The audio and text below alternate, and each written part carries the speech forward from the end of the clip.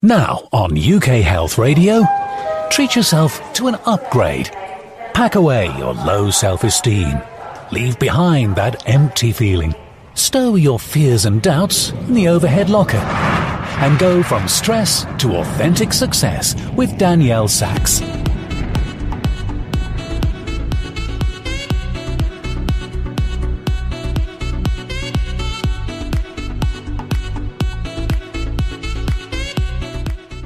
Hello to you, dear you out there I'm talking to you, yes.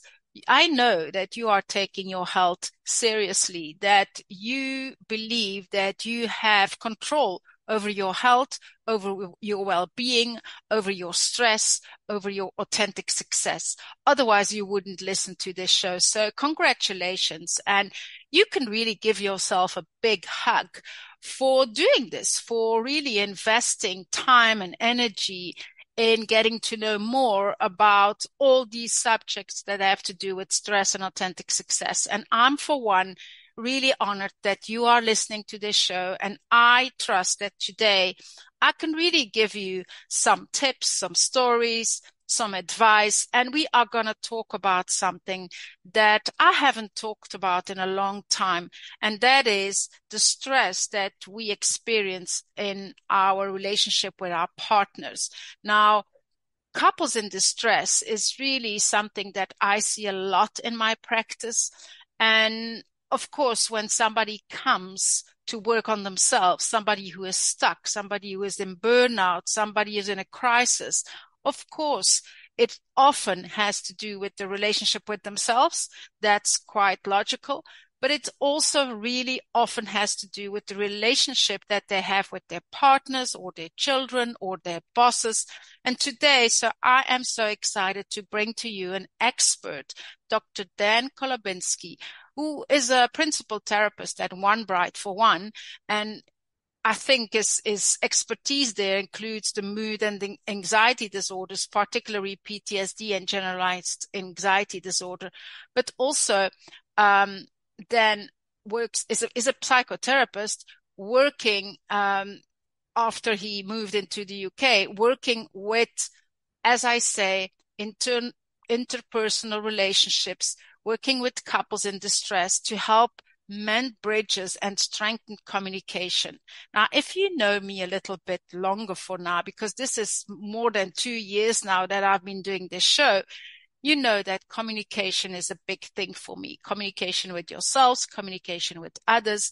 And I, for one, have been doing for about 5-6 years huge trainings in nonviolent communication from Marshall Rosenberg. And I really, really suggest that you go and look it up, or if you are interested to do a one-day workshop somewhere. And I'm sure that I'm going to have more experts on that in my future shows.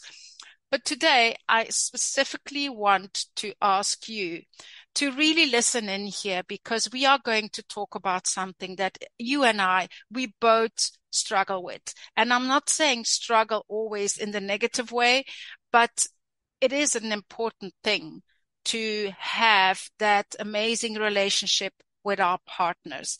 And I know here in Belgium that in my practice, I see it all the time, how people have conflicts and living in true stress and crisis with their partners, and what it does to themselves, to their families, to their children. So I'm quite excited to talk about this subject this week. And as I say, I really found an amazing expert, Dr. Dan, and I am sure that after this little break, we are going to talk about a lot of practical things, a lot of how he sees it after so many years of expertise, what he advises us to do. And I can't wait to share this conversation with you so that you, for the week to come, can maybe focus a little bit on your partner relationship. Why not? It's not always about stress. It's not always about ourselves. Sometimes it's also important to open our eyes, to open our ears, and to be there for the people we love, to be there for them, see them, hear them, understand them. And so I can't wait to see what Dr. Dan has to tell us about our connection with our partners inside the couple. I will talk to you just now after this little break. UK Health Radio, the station that makes you feel good.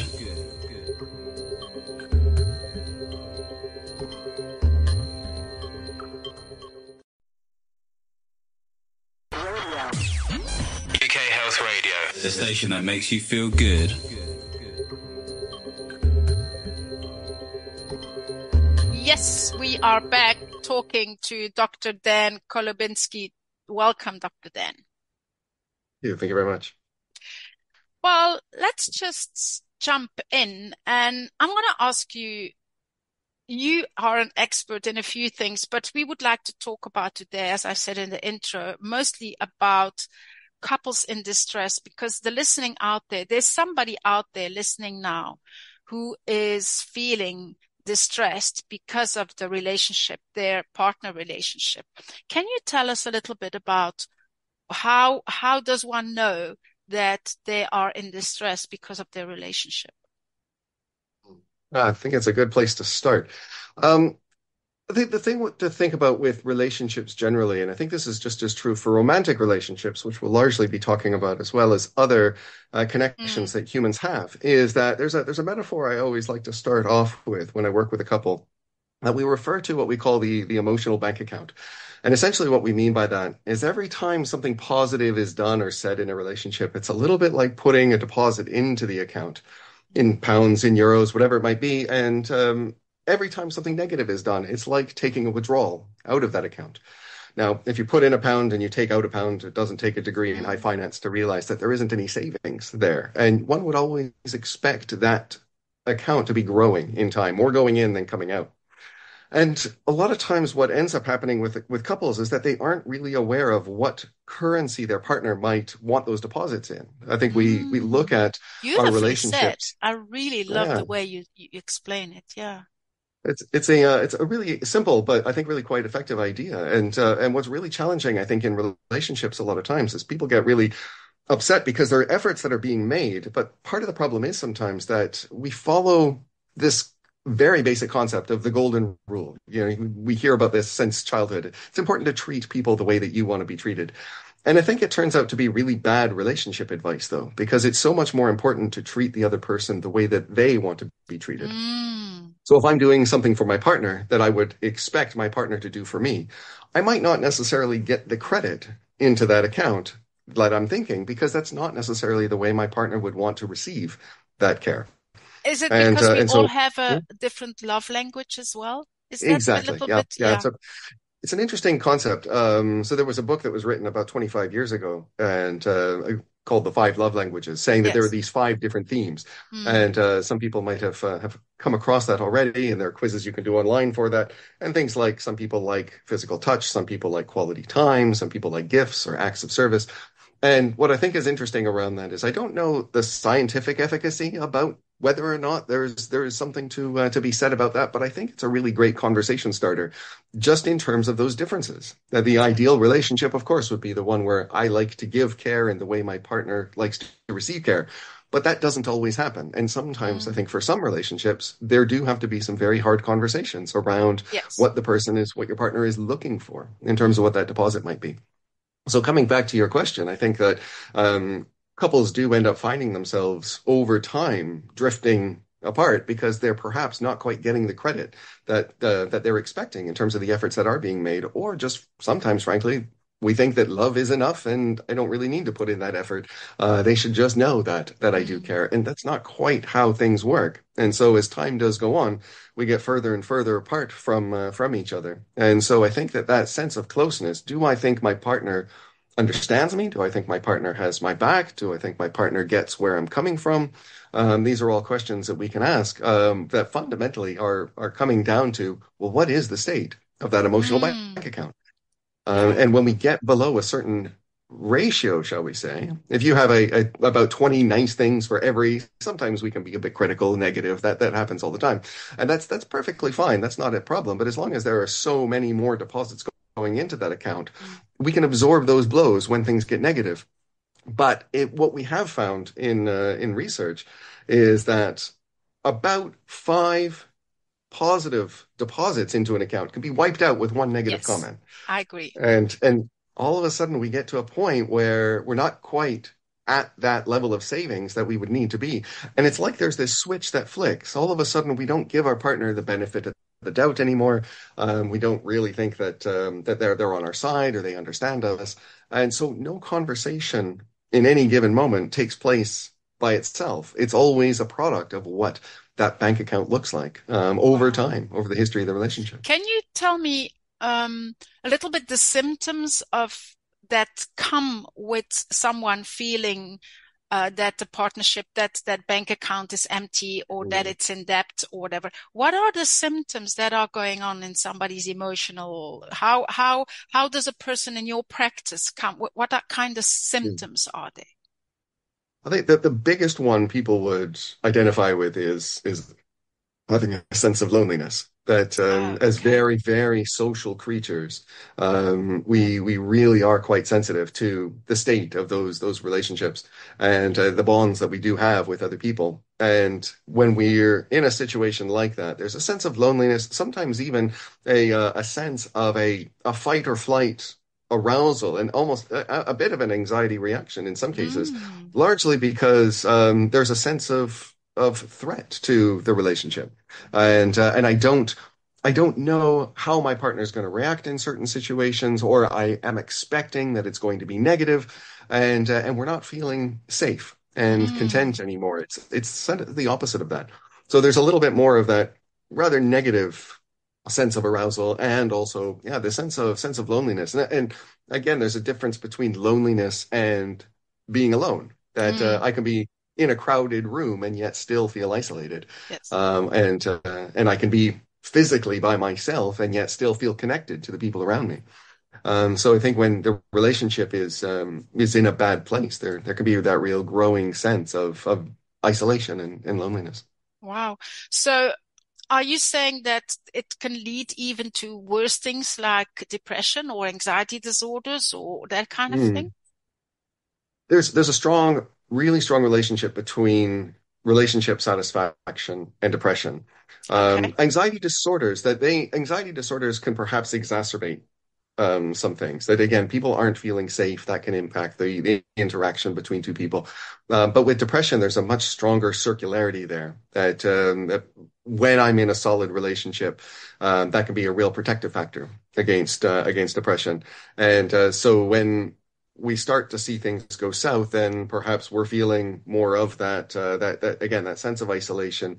That depression can really start to creep in, but then the depression itself can also feed into that relationship because by definition, people are less motivated. They might be more negative and seeing the worst, and we get this tendency to assume the bad thing, and that can feed into whatever problems are in the relationship. So those two are really, really strongly connected. Wow.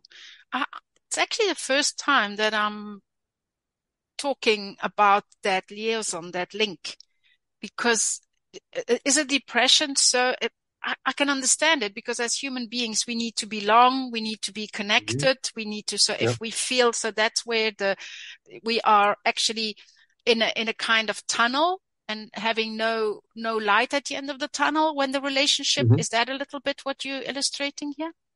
That the relationship, there's no end of the tunnel, so the relationship gets worse and worse and people are feeling worse and worse. Is that what you're saying? Yeah, well, there's a sense of security, I think, that comes from a good, solid relationship. And again, we can use that term very broadly. That's true with family members, friends, and what have you. And with that comes a sense of predictability, that if we're in that good place and we have a good number of deposits going into that bank account with very few withdrawals, then I'm much more likely to think that you understand me, you get me, you have my back, and I will see that from a prediction point of view. If we think about the way the mind works, thinking about, I don't know what's to come in the future, but I'm pretty sure that you're still going to be there and we're going to be solid and this relationship has value.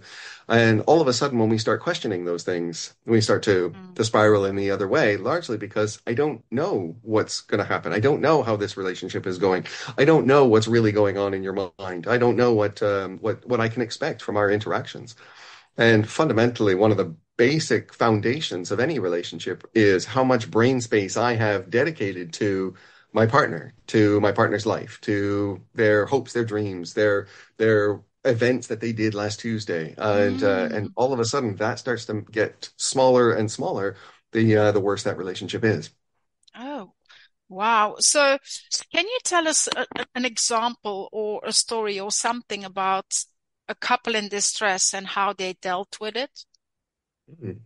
Well, I've seen many couples over my career, and I think one of the growing themes with most of them is this sense that there's a there's a tendency, I think, for us to almost assume that, well, everything is going to be okay, and so we don't really need to necessarily put in that effort. I'm thinking about one particular couple where they had a really lovely courtship and spent a fair amount of years together.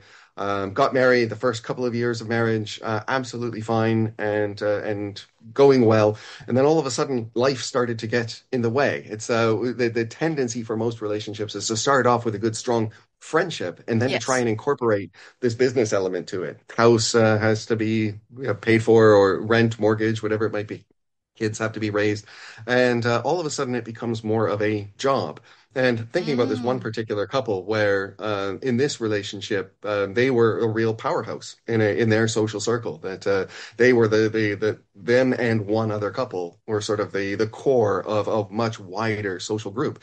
And all of a sudden, when children did come into the picture, there is a tendency, I think, for most couples to start to incorporate that business element to it and to shift into this role of being parents. And yes. the one particular couple that really struggled with that, where particularly with the man in that couple, all stereotypes aside, that really struggled with that sense of parenthood and losing that sense of whether it's about freedom or Yes. the enjoyment of going out Yes. and again being that hub that everyone seemed to revolve around.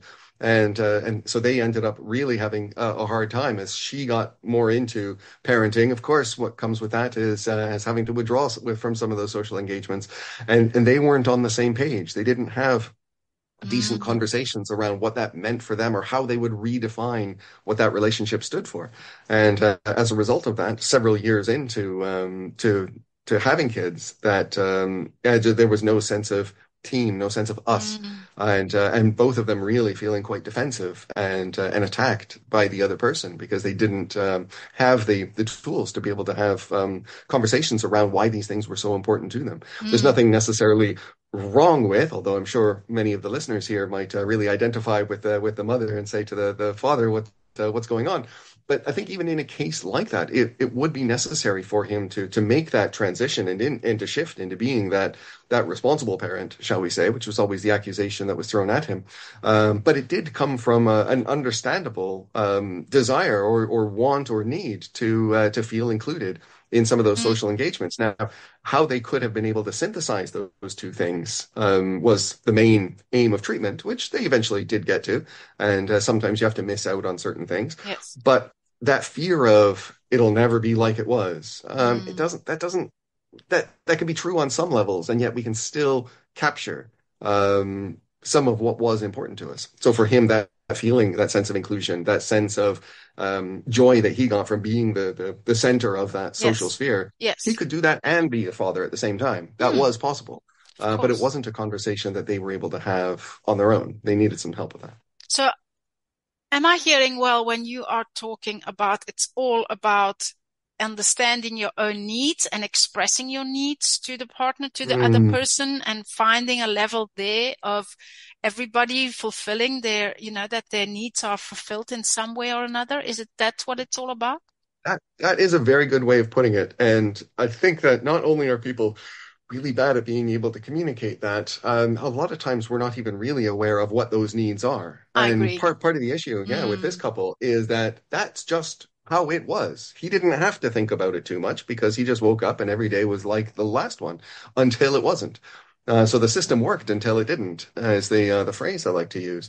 And so to be honest with ourselves around what those needs are, and I'd want to be clear with a couple and say that those needs tend to be rather abstract. which is one of the issues that we're talking about things like, well, what does freedom mean? What Yes. does security mean? What Yes. does togetherness mean? And why are those important? Now, a lot of that will come from past experiences and um, things that have gone on in their own family of origin, what they saw growing up, and it shapes what we like to refer to as our framework, the way we see the world. Yes. And a lot of times it's the fact that couples will have differences in that framework, but not have the words to be able to express that can lead them down these paths where now they're feeling misunderstood or hard done by or even attacked by their partner.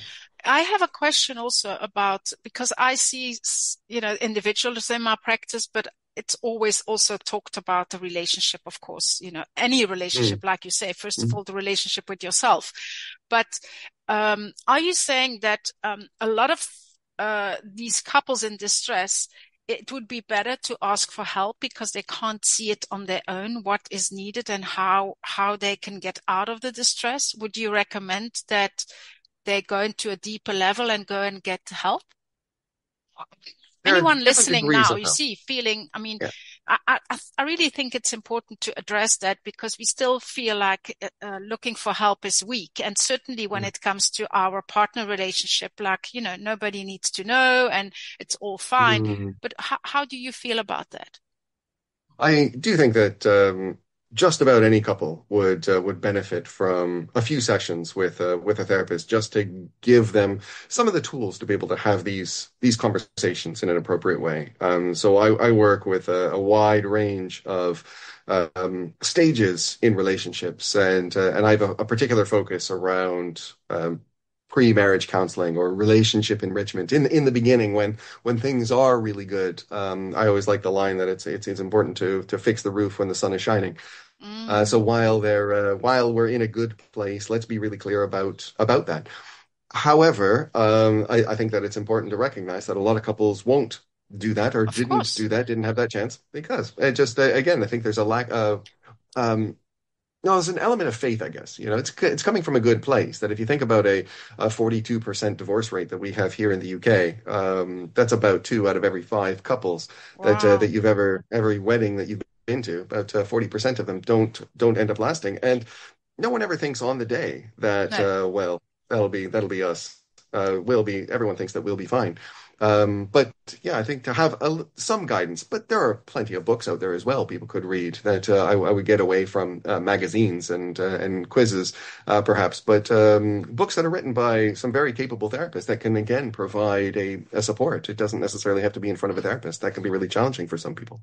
yeah, I agree. But isn't that what we need to bring down the barrier, whether it's Mm, working on yourself, whether it's working in the relationship, whether it's what we do. I mean, yeah. I always say, when you want to play tennis and you want to play, competitive tennis, you go and Mhm. find, a trainer, a coach, somebody, a teacher, Yeah. somebody who Yeah. teaches you that. Why wouldn't you do it? Why only do it when it goes wrong? You Yeah. know, That's a very and good way of that's putting it. it. Yeah. And that's a little Hmm. bit what you say. And I've just put it down because I really like that. Like fix the roof when the sun is shining. I mean, go for a Mm. stronger roof, you, you, Hmm. Exactly. instead of, yeah, Yeah. instead of waiting for it to rain. Um, Yeah. so, and can I ask a personal question? How, what has it taught you to all these years, treat people and couples in distress and people with anxiety? What has it taught you, Dr. Dan?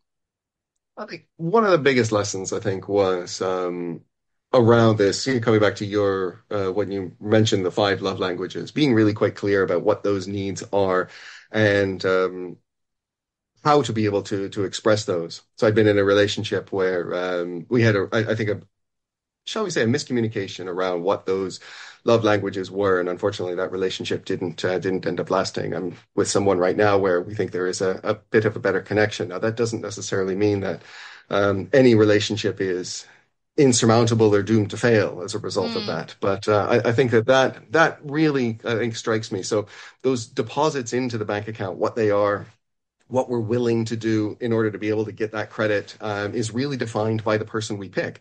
And I really like this line. There was a psychologist who said this about 40 years ago, Dan Weil, who said that when you pick a partner, you pick a set of problems. And I use that line quite often, with a bit of a smile on my face, that there'll always be problems. It's just a question of, are these the problems in the relationship that I want to be dealing with for the next however many years? And the answer, a lot of times, will be no. So I think one thing that really stands out for me with couple therapy, it's really tricky compared to individual work. If someone comes in with mood disorder, depression, or coming in with an anxiety disorder, the idea is to try and reduce those symptoms. We have measures. You fill in a questionnaire at the beginning, fill in a question at the end. You would expect there to be the change. But relationships don't quite work that way. That there we do have relationship satisfaction questionnaires that we can give to couples. But sometimes the aim of therapy is to decide in a very educated way that whether or not this is the kind of relationship I'd like to be in, and do I want to continue with this person? And that can be a hard truth to come to the other side of that. And in good faith, yes, I'd like to, but realizing that the chances of me getting the relationship I would like to be a part of might be dwindling, and maybe it's not worth it. And I think that's a very hard question, but it is I think a useful one to ask, and that's again from a personal point of view as well. A question that I and many people do have to ask themselves: is this somewhere that I'd like to continue to be? Do I feel safe here? Do I feel understood? Do I think my partner gets me? Is that ever going to change? Is it likely to? And sometimes the answer to that is no. So again, it has to do with the needs. Am I heard? Am I understood? Am I seen? Am I? Yeah. So it's again those basic core needs of a human being that we need to look at, is it? Mm-hmm. Yeah, exactly. Well, fundamentally, there was one of the big archetypal researchers in this area is a gentleman named John Gottman, who Professor Gottman works out of the University of Washington in Seattle, and he has this lab that I don't know if he might be retired by now, but for many decades he had an apartment, a flat in Seattle that couples would go to, referred to as the Love Lab. He has a lot of lovely, colorful language. Amazing, yeah. Yeah, it's really, really quite nice. And this idea, I think that that he described, I think around, oh my goodness, we might need to edit this. I forgot the question. What was it? Where was I going with this? It's no problem. It's, you were saying the difference with the couple therapy. First of the one-on-one, you reduce the symptoms, then the therapy couple, do I want this relationship? And I'm not sure now where you wanted to get with, but the guy but really it was inspired just your question. You. Yeah. Yeah, it was your question. It was something you had said. It's okay. No. It's okay. I don't even know myself what the question was, because I think our conversation is flowing so nicely. So that's fine. It doesn't really matter, but I just want you to finish off the guy that you mentioned, there was a specific reason why with the flat. That's what it was. It was, your question, and this is what we can edit back into, is you were asking about the needs, about having a need. Yes. So John Gottman had this lab that he had couples come in, and he'd watch them for a little while and look at very meticulous detail of what they did and how they interacted with each other. And he's the one who came up with this idea that you have 20 deposits for every withdrawal. Yes. And if it gets below 5-1, then we have a bit of a problem. And he wrote this book quite a while ago now called The 7 Principles for Making Marriage Work. And very popular book that he wrote, and he defines these 7 different traits that the good couples seem to have that the couples that didn't really go well didn't have. And he used what I really quite like, the Anna Karenina principle. He said Anna Karenina by Tolstoy starts off with every happy family looks the same and every unhappy family is different in their own way. And he had this sort of idea, that is based in science, that actually seems to be the case, that the happy couples have all these 7 things going for them and they all look the same, but any of those 7 can go wrong and it's going to cause its own dysfunction. Wow. Well, he wrote this follow-up several years later, and he said, well, those 7 things that I said, it's actually not that. It really does boil down to one thing, and that is the question, do I think my partner has my back? So, although, that's the real foundational predictor of relationship satisfaction is, do I think my partner gets me? Do they have my best interest at heart? Are they working for my dreams while I try and work for theirs? So is it also a factor of trust? Big one. Absolutely. Yeah. Yeah. So And having trust those is an interesting. core needs met. That's what we were talking about I Exactly. am seen, I'm heard. But is it a little bit then about the trust? Because I feel people come to me, and I just wanna say that it's often about no more trust in the universe, in life, in that's where people get stuck.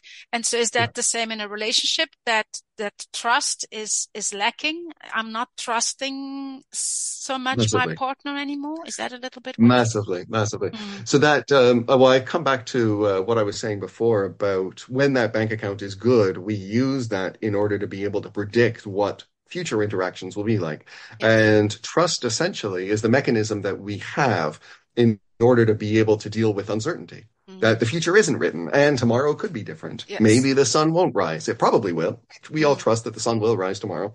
And it's the same thing with our relationship, is that I don't necessarily know where my partner is right now, but I do trust that she has my best interest at heart, and she's acting within that. And this is, I think, a really really foundational. So how we build trust, this is my own definition of this, is that trust is built when we put ourselves in a place where we can be hurt and we're not. And so by its very definition, it does involve a risk that we end up taking, which could be really challenging for some people for many reasons. But when that risk is rewarded with bad things not happening, then trust in that relationship really does build. And has it to do also with vulnerability, that I'm making myself vulnerable by telling my truth, by telling what I need, and that is a risk, but that's the only way the relationship can actually really work? Absolutely. Well, I think with that vulnerability, again, it's that foundation of safety that my partner gets me, and that I won't be hurt if I'm able to, and use this word very specifically, but be able to expose myself to whether it is about a fear of ridicule, a fear of rejection, whatever it might be. And when we do that, that doesn't necessarily mean our partners have to agree with everything that we have to say, but they can listen and respect that. And again, if they don't, that might say quite a bit about the future of that relationship. If anyone listening now is thinking, wow, there's a lot of things I need to about that bank account. I'm just thinking about that bank account.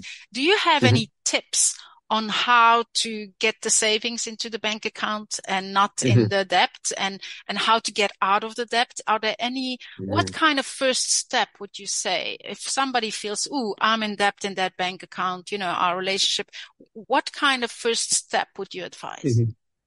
The first one is to acknowledge what that balance is in that bank account, and to have what could be a very challenging conversation with the partner over what their expectations are. And I think that when I see a couple and they both acknowledge that they're in the red, then I kind of give them a little bit of credit, because the harder relationships tend to be the ones where one person's in the red, but the other person isn't.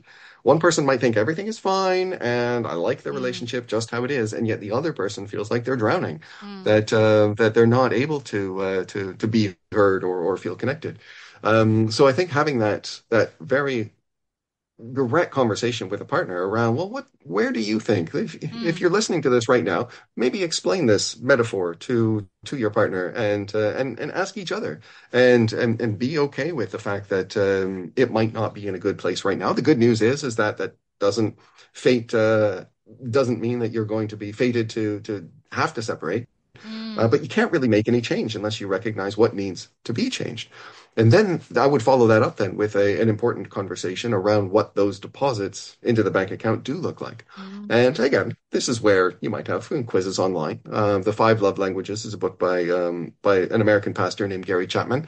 And again, I think it's a really good conversation starter to highlight the differences between people. And I think it needs a lot of courage, though, Dr. Dan. I mean, it really does. It does. It's not evident, hey, to start asking, where do you think our bank account is at the moment? Our emotional bank account, of course, which might be often also in relationship with the normal bank account. You think it can well be? Can be. It can be. Well, personal finances are one of the big money It's a and big stressor. work-life balance. Mm. Exactly. Big factors, I think, in relationship to stress. And again, I think not necessarily anyone's fault per se, but life circumstances do mean that we can't we do take the eye off the ball, off the relationship, and we're not always having it at the forefront because bills have to be paid and things have to be Yes. done.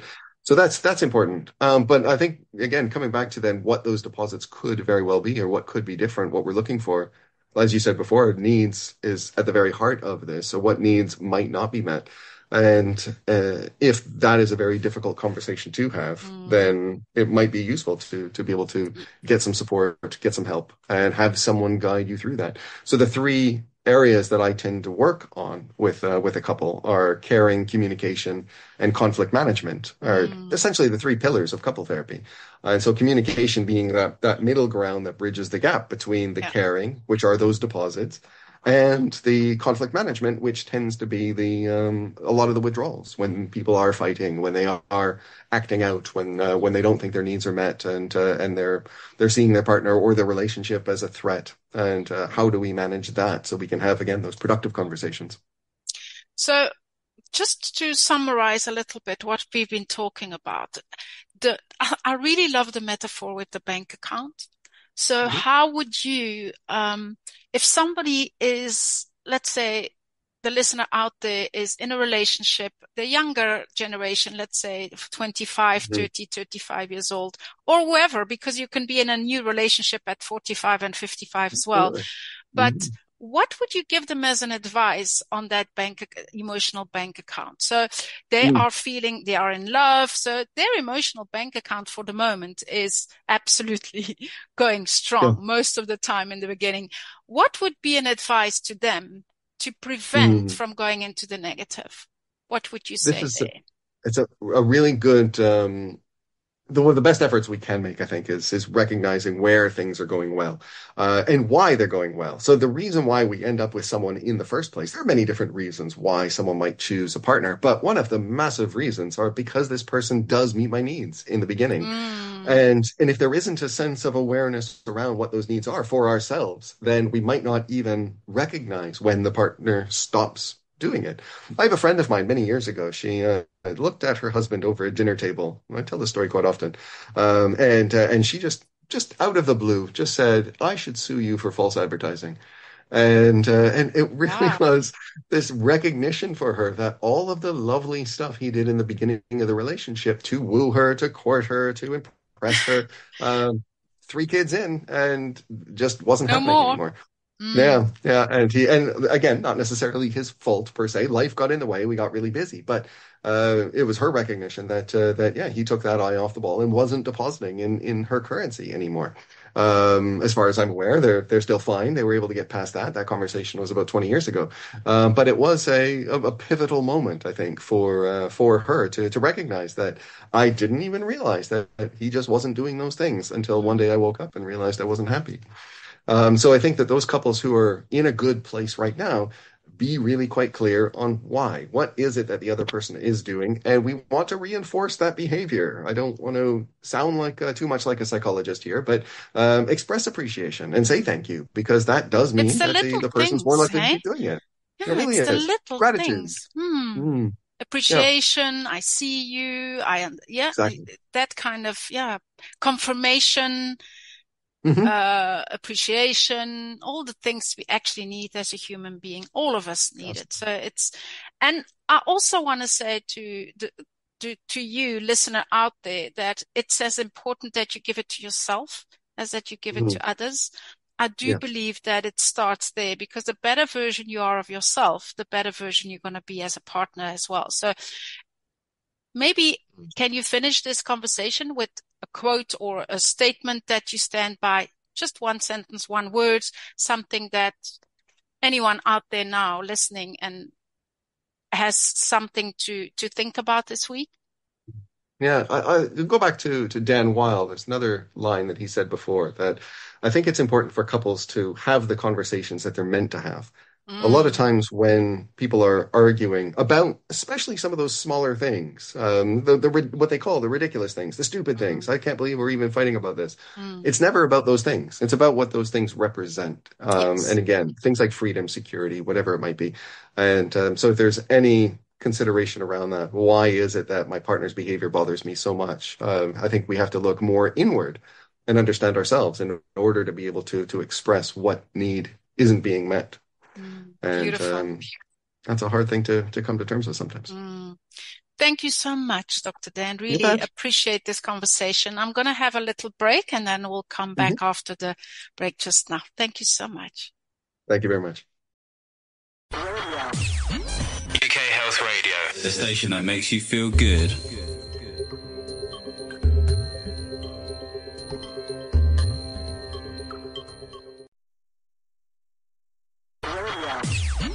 UK Health Radio, the station that makes you feel good. Thank you for coming back to me. And as I promised you in the beginning, this was a beautiful conversation on something totally different that we haven't talked about so much, but that can really, really affect you and I in our lives, because everything that we do, we are human beings. We are social human beings. We need that partnership. We need those relationships to work, for our well-being, to feel fulfilled. So I was quite excited when Dr. Dan used that metaphor about the emotional bank account. Have you thought about that? Is your emotional bank account with your partner, with your loved ones, on a positive or on a negative?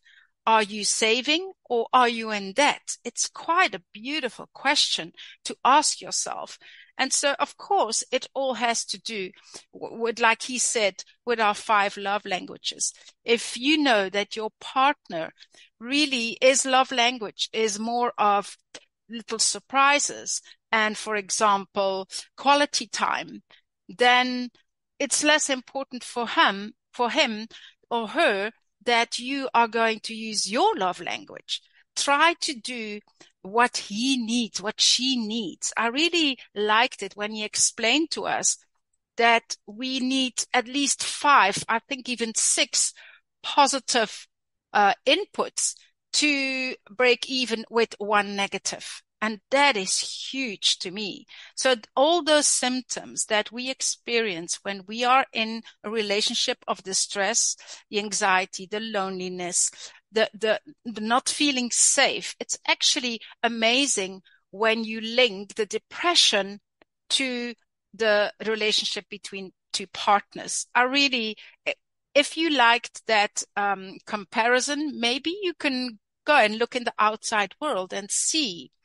If you have to do sometimes with depressed people, maybe you can have a look on how it is that they are in their relationships, because there is a huge link, as Dr. Dan explained. And of course, it's all about the needs. What is it that your partner needs? Do not always focus on what it is that you need, but go and have that amazing, courageous conversation, what he talked about. What does it mean to you to have a meaningful relationship? Does not mean that it is the same thing as what it means to your partner. And all that can bring a lot of stress in the situation, because if we only care about our own needs that are met, it is a strain. And so we need to put ourselves in the place of the other person. Isn't it amazing that in the UK, he was talking about the UK research and the divorce rates, 42% of the marriages result in a divorce. I think that is absolutely huge. And after 42 years of marriage, I can tell you that, of course, there has been times where my husband and I were in distress, where our bank account was really, really maybe not in balance. But we worked on it so regularly and actually almost daily that we could have those conversations and that we could work it out and put a lot of positive into the emotional bank account.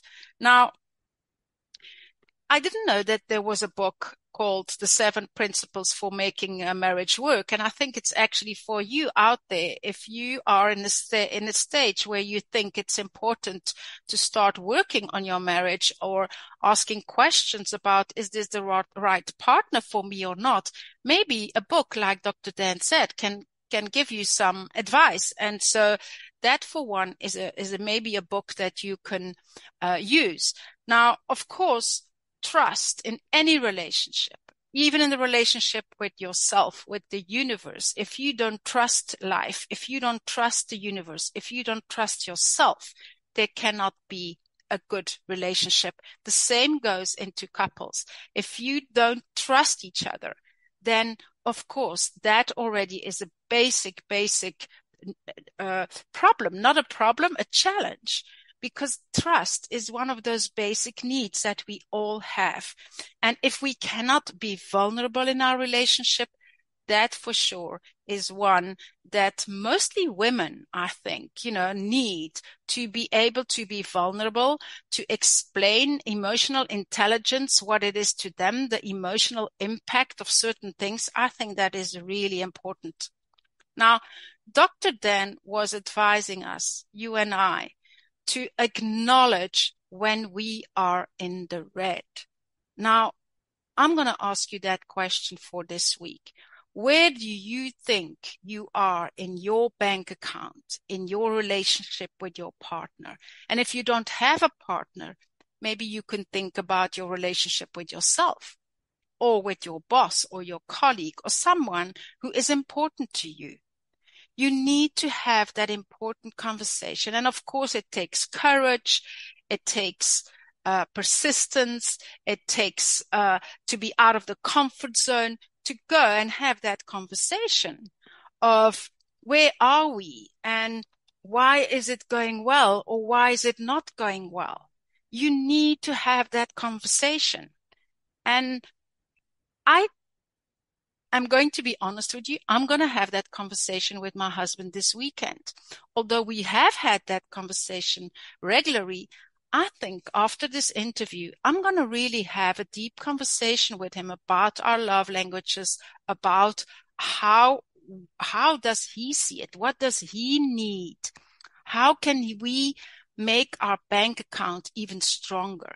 That emotional bank account so strong that there's a even more resilience. There's even more basic trust and basic love. Even after 42 years of marriage, I believe that you can still work on it. And so Dr. Dan has 3 pillars: caring, communication, and conflict management, the 3 C's that he works on with couples. And I believe that he even does couple retreat, like weekends of 3 days.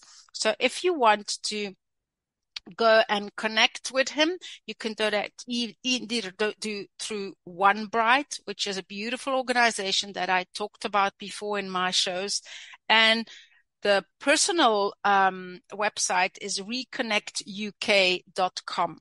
So if you want to know more about Dr. Dan, that's where you can reach him. But he insists that we have the conversation that we are meant to have, and not just when things seem going a little bit off, or when we feel that there's some wobbly things going on in the relationship. We also need to do this when things are going well, even in the beginning of the relationship, or maybe before we get married, or things like that. In the first months or years that everything is going well, maybe that is the time to have these conversations, so we know what to do when the bank account is getting emptier. I think it's a really good advice. It's the same thing with working on yourself. Why only working on yourself when there's a crisis, when you are in stress, when you are in burnout? No, you and I, we know now that we need to do those things also when we are feeling well, when there is a good feeling, a happy feeling.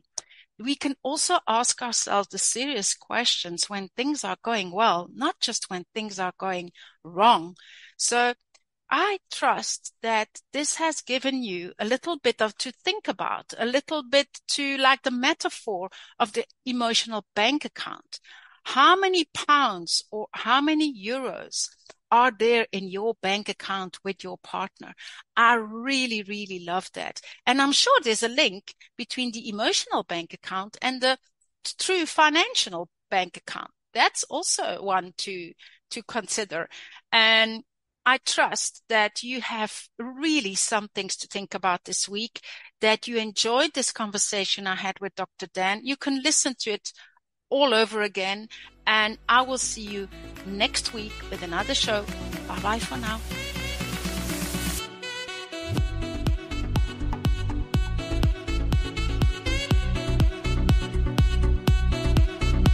From Stress to Authentic Success was presented by Danielle Sachs. Join Danielle at the same time next week here on UK Health Radio. And meanwhile, for more on how to thrive in business and everyday life by being true to yourself, go to daniellesachs.com.